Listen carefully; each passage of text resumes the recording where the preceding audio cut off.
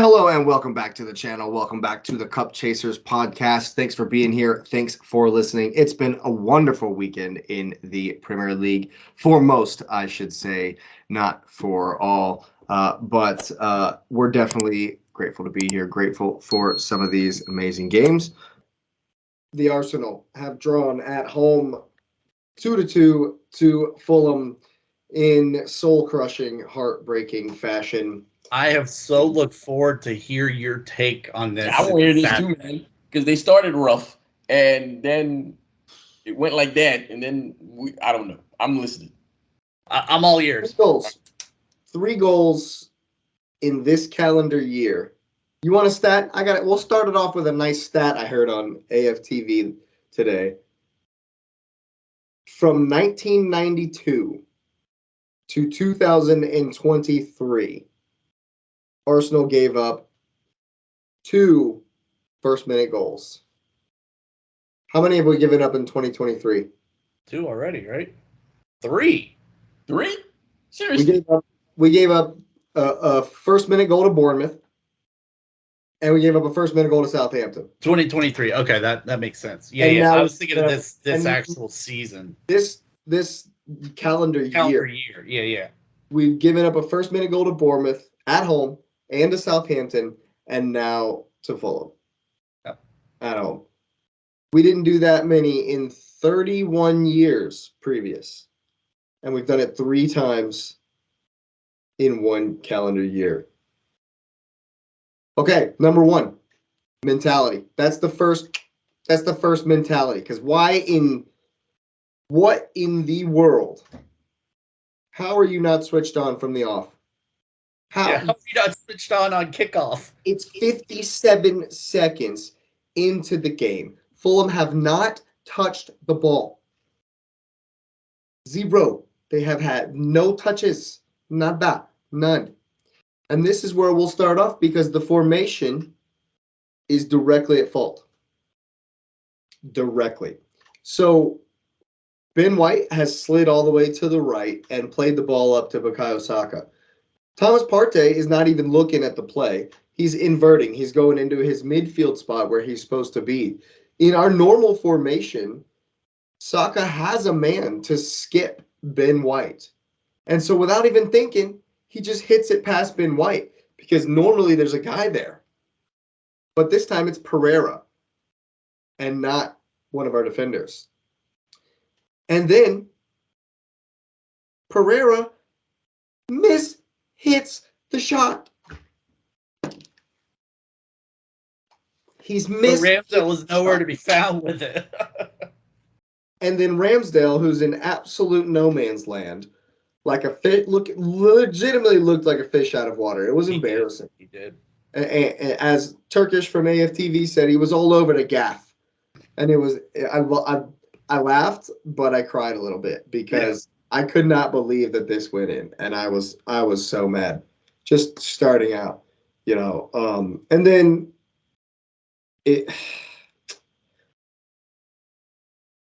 football fans need to get past this delusion that possession equals domination. Having the ball does not mean you've played well. Doesn't mean you've dominated the game. Just look at West Ham. Yeah. Just look at West Ham. 13% possession versus Brighton, 3-0 winners. Yeah, they don't care about having the ball. Having the ball does not mean you've dominated the game. We'll get that out of the way. And so some shocking performances from all of our best players. Bukayo Saka has had the worst game I've ever seen him play. Bar none. Directly at fault for both goals. Like, you were the closest guy on the corner kick, and you didn't even touch Paulinho. Didn't even make him sweat nothing. I love him, and I back him forever. But you've had a terrible day, my friend. You've had an awful day. Martin Odegaard, awful. One of possibly his worst as well. He was getting to good positions. He always does. He had a couple of decent touches, some good passes. He normally does. But he gave the ball away a ridiculous amount of times. Some horrendous touches. Just some terrible touches. I mean, like you've never even seen. Gabriel Martinelli couldn't find a final pass to save his life. Like, what were we doing in this game? Leandro Trossard. Bro. Bro beans. He was bad. What have you done? What have you just done, my friend? You finally get your chance. People have been clamoring for it. It looks like it should have been you for so long. For so long, you were best in preseason, got the goal in the Community Shield, fans clamoring for you to start. You get your opportunity and you lay an egg. A literal egg on the field. Like they had to clean it up at halftime because you got subbed off, bro. That was terrible. And again, another one whom I'm a huge fan of. I'm a big Trossard fan. Shocking. Unbelievably shocking. Let's see. Not much else to say about that first half. It was a weird game because we put on a lot of pressure. We applied a lot of pressure, but we were so ridiculously sloppy at times. And starting Thomas Partey at right back is just a mistake. Let's just not even. There's no. I get it. You're trying something new. You're trying to figure out a way we can be different and versatile and less predictable. This ain't it. Period. So at halftime, credit to Mikel. Credit where it's due. I'm not trying to just be negative Nancy. Credit where it's due. Mikel recognized. Okay, Trossard's had a shocker. We need to get Eddie back in the game. And now people are freaking out. What? Why would we not start Eddie? He's been doing good. What are you doing? You know what? I'm glad. I'm grateful because the Eddie Trossard debate is done. It's over. That has been settled for sure. For sure. Eddie comes in, and in the first 10 minutes, he already is making us look better. Eddie has improved every time I've seen him, and he's won me over 100%. I don't care if Jesus is 100%. Eddie starts versus United. Has to. Doesn't matter how fit Jesus is. Eddie has 100% earned his place. Comes into the team and says, Coach, you've made a gaffe, as they say. I deserve to start. Here's my goal. Thank you very much. Okay, and so on 55 minutes, here's the big thing for me. On 55 minutes, they pass the ball to Kai Havertz, and he kicks the ball backwards. Not only does it look indifferent, secondly, he gives the ball away. He's got 97 acres of space behind him. And not only is it lazy, but it's a horrendous pass back as well. And we give the ball away again. So the ghost of Kai Havertz gets subbed off the field, thankfully. Again, credit to Mikel where credit is due. And we bring on Zinchenko. And we revert to our normal, what we did last season, our normal formation and strategy from last season. And we bring on Fabio Vieira. Fabio Vieira, man. Go back, folks, and watch this podcast. And listen to me absolutely hammering this guy. And you'll be shocked at what I'm about to say. Because you had Havertz there. What an absolute incredible performance from Mr. Fabio Vieira. He comes in and in 40 minutes has done twice as much as Havertz has done in 4 games. In 4 straight games, Havertz has started and has not even gotten close to what Vieira did in 40 minutes. Come on. Fabio Vieira, imagine that. Imagine. Bars low. You get subbed off and Fabio Vieira comes in and shows you up. That is embarrassing. Kai Havertz should be embarrassed. Asian Kai Should absolutely. He's close to being 007 at this point. Be ashamed of the performances he's putting in, because he didn't even put. It wasn't a performance. It was a nothing. It was a nothing. It was 55 minutes of absolute nothing, and it's a mistake. Mikel, just admit it. Bench him. He has to be benched. He does not deserve his place in our team. But they paid $65 million for him. I don't care if they paid $1 billion, as you like to say. But it's worth fulfilling, right? You know, I think we need to make shirts that say he costs $1 billion. Yeah. You know, $1 billion. He sits. He needs to be benched. He just doesn't deserve to start. Period. That's it. But he can be a super sub, right? No, he's not a super anything. Well, I think this is, and I don't want to interrupt you, but I think this is actually an interesting point to point out from my viewpoint. So Arteta is trying to be the smartest man in the room when it comes to two things. He's wanting to play Partey as a right back, which we know does not work at all. And he's wanting to show that what Kai Havertz showed at Chelsea the last 2 years was because he was in a bad situation. No, this is Kai Havertz.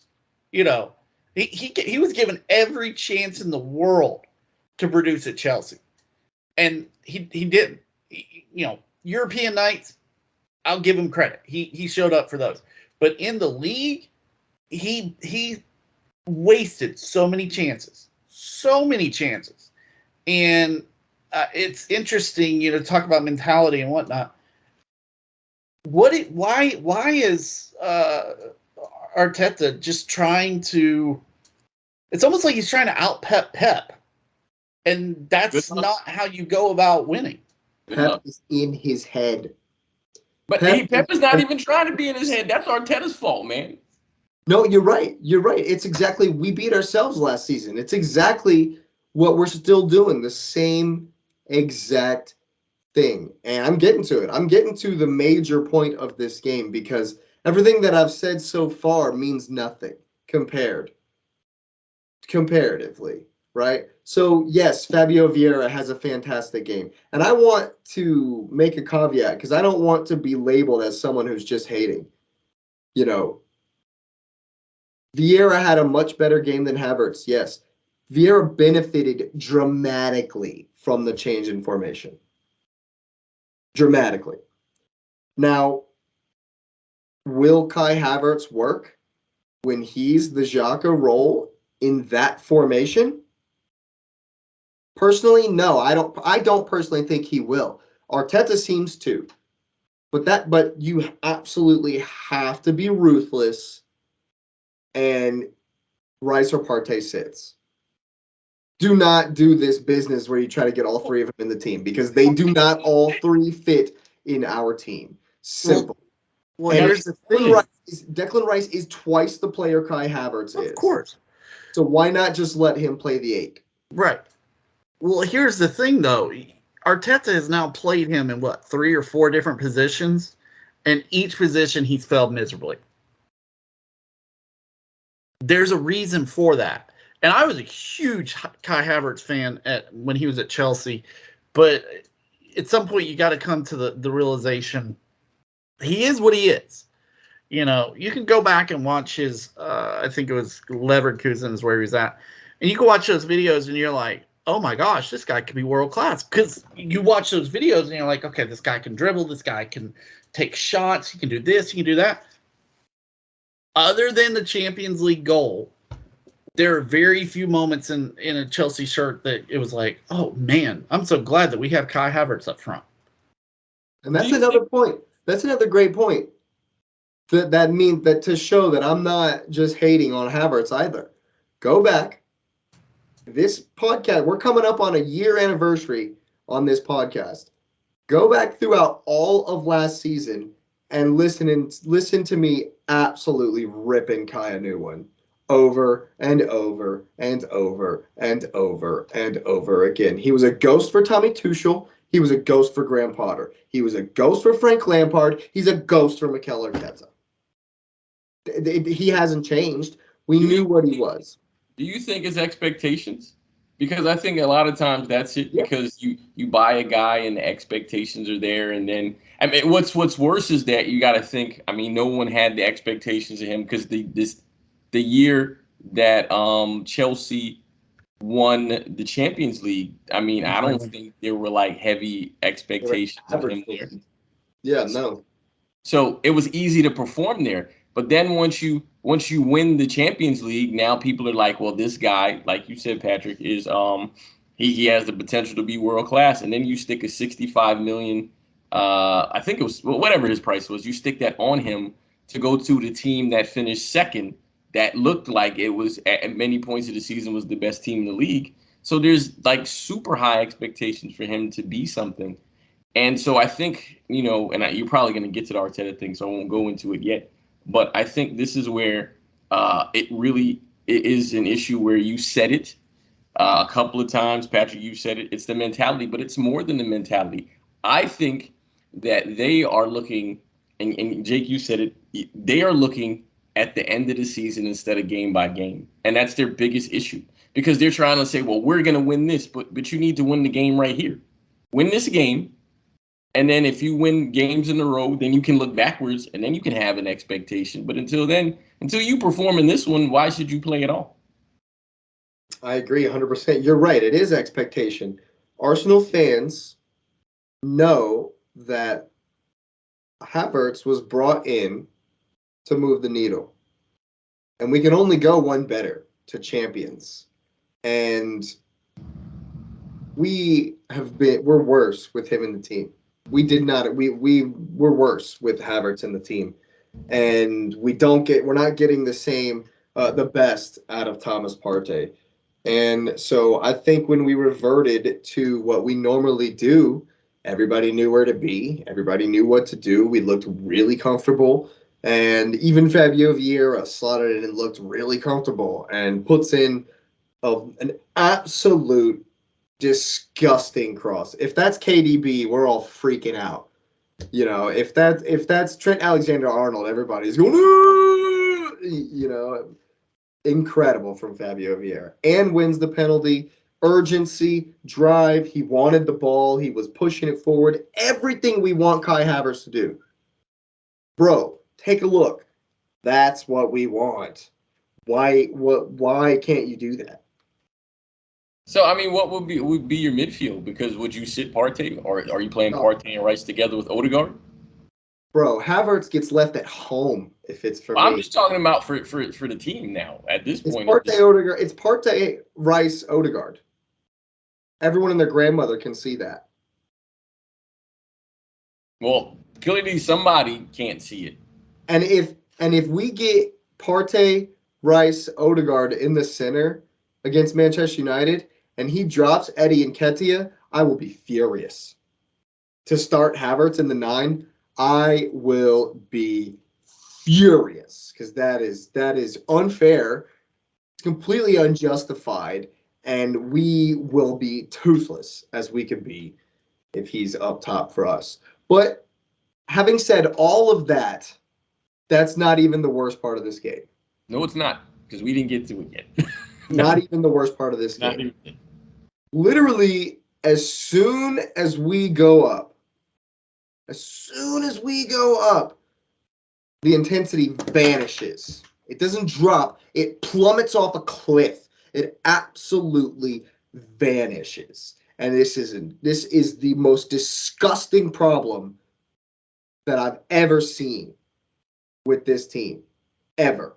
It's disgusting. It's despicable. How did we not learn at Anfield? How did we not learn from West Ham? How did we not learn from Forest this season? Are you kidding me? As soon as Martin Odegaard scored versus Palace, we got a card for time wasting. Are we Everton? Is Arsenal the new Everton Football Club where we have to time waste up 1 goal? Mikel Arteta, nearly as soon as we went up 2-1, takes Martin Odegaard out of the game. Bro, the game is not won at 2-1, and we're under pressure. We were not in control of that game at all. The game is not won. How are you taking off our leader, our captain, the one driving us forward? That's twice now that you've In a done week. that in a game, and it's cost us And huge. That's cost and us. they were Not a having man him on down. the field is a ridiculous mistake. And they were a man down. They were a man down. That didn't make any sense to me at all. Well, I mean, we can go back to the Palace game. It should have been 5-0. It should have been 5-0. Yeah, Tomiyasu's red card, you can have no complaints. He did it to himself. Why the hell are we time wasting? Yeah. Ever. But what I was going to say was Champions League final, up 1-0 against Real Madrid. Okay, that makes sense. Up a man against Fulham at home? Get out of here with that crap. That is absolute child's play, loser's mentality crap. 100%. Well, we've seen it in 2 instances in the last week, so obviously it's not going to change. He took him off, and y'all just started throwing the ball back to Crystal Palace at all chances. Which, I mean, I know you were down a man, but we have now seen multiple teams down a man get a goal, or multiple goals. Yes. So it's a mentality thing, and this is the biggest question that I did have about Arteta coming into this season. What did he change within the squad? And he hasn't done anything. He has not changed a thing. From the word go, this whole debacle. Well, Jake, let me ask you a question, man, because I mean, you're a straight shooter about your team. I know you bleed red, but I mean, I guess you do. But but at the same time, I asked the question because this is a couple of games he's taken Odegaard off, which I feel like as your captain, probably if not the second best player on the team. I'm not understanding the mentality of taking him off because what are you saving him for? Because if you're taking him off, I don't get it. Or you're taking him. I'm not understanding. It's this game management mentality. He thinks there's no way we're going to give another goal to Fulham. But he's clearly not looking at the same game that we are. We were not in control. 9 minutes. There was 9 minutes in control of that game. He clearly thought that we were in control of that game, and we were not. We were not in control of that game ever. Not even at any point ever were we in control of that game because the intensity while we were scoring our goals was super high and it was kind of hectic, right? And then we gave them the ball. So at no point did we have any control of the game. And then to switch off and for Zinchenko to come in, to supposed to be one of the leaders of this team, and you're raising it up to the crowd. Come on, let's get into it. And then you make the horrendous mistake to give them a corner kick. That cost us the game again. Should I? Well, I asked that question because of this, because I don't think anything's going to happen to him. But I mean, at this point, you and I and Patrick, we're not the only ones who are seeing this. And so we're seeing a series of questionable decisions. At some point, that loses you the locker room, doesn't it? Yeah. Doesn't well, it? It depends. It depends. If he keeps playing like Kai Havertz, and Havertz keeps, making I think he's going to play him, though. Then, yeah, you could lose a locker room because you can start pointing fingers at the guy and saying, we're not performing, and what changed? Well, we brought in Declan Rice, but he's been good. Timber's out, so it's not him.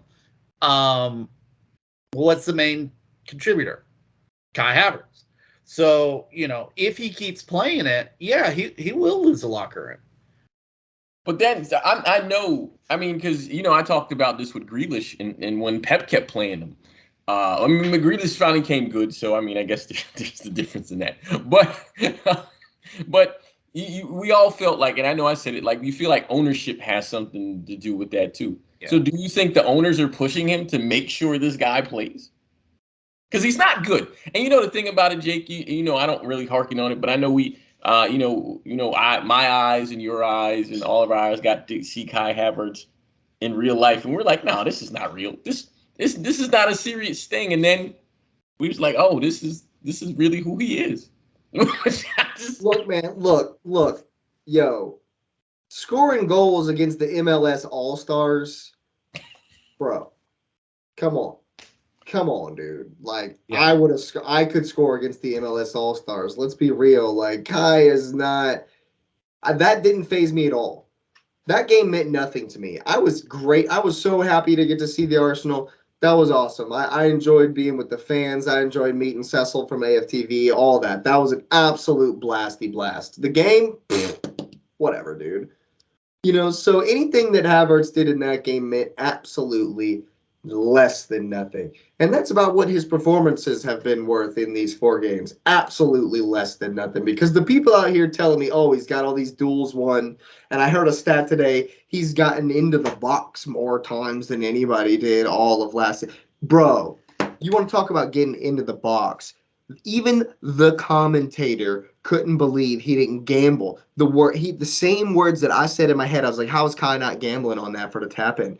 The commentator says it 30 seconds later. Kai needs to be gambling to get in. How are you not? I mean, so you don't have a goal scoring instinct. You can't play a forward pass, apparently.